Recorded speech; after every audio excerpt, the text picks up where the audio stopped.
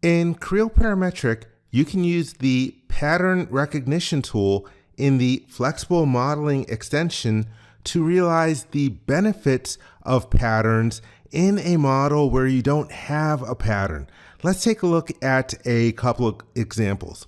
Here I have an assembly model open. I need to add a bunch of standoffs to the different mounting holes in this assembly. But the problem is, in this particular part, let me click on it and then open it from the mini toolbar. Let me grab the generic. It has an instance for the flat pattern.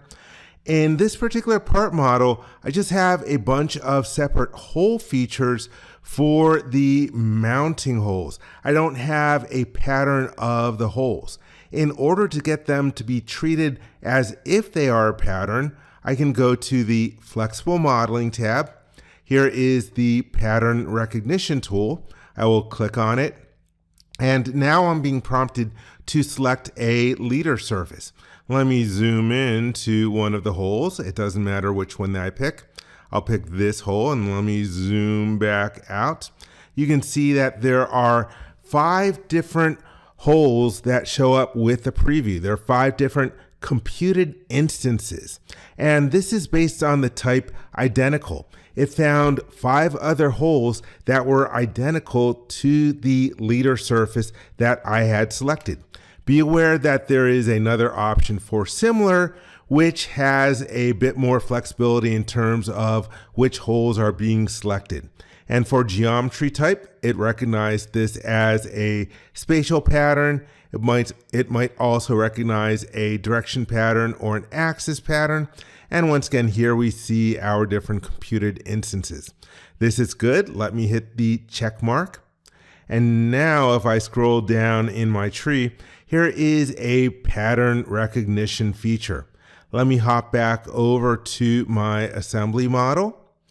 And now let's try assembling a standoff. I will click on the assemble icon.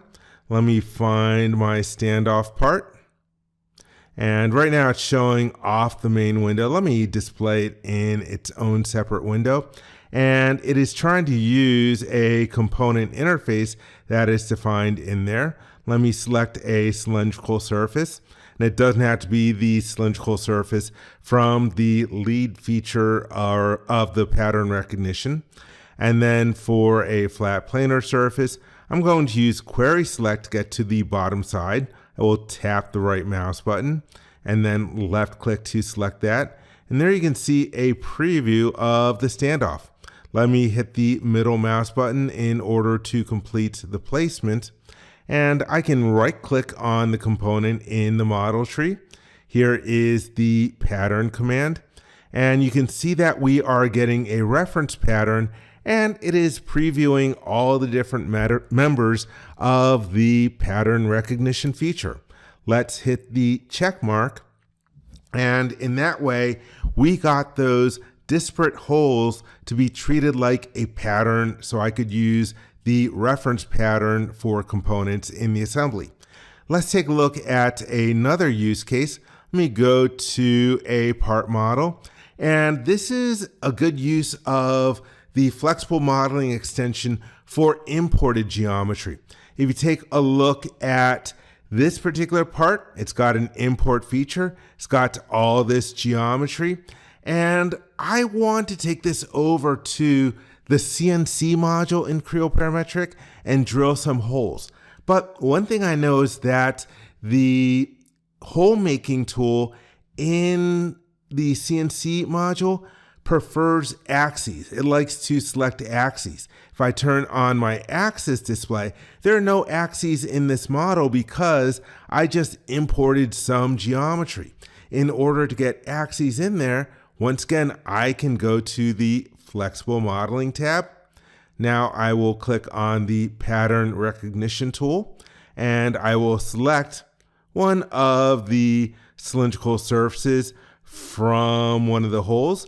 And you can see all these different holes being recognized as they should be part of this pattern. So let's hit the check mark in order to create that pattern recognition feature. Now I can hop back over to the Model tab and create the axis that I want. I'll create an axis. Let me select one of the cylindrical surfaces. I will click the OK button, and the axis is created. With the axis still selected, I can hold down the right mouse button. Here is the pattern tool. And once again, you can see the preview of the patterns that will be generated. Let me hit the check mark. And now we have axes going through all of those different holes. And that way I can take it over to ProNC. And if I want to define some hole making sequences, well, I've got all the different axes that I need. So there you have it, a couple of different use cases for the pattern recognition tool from the flexible modeling extension.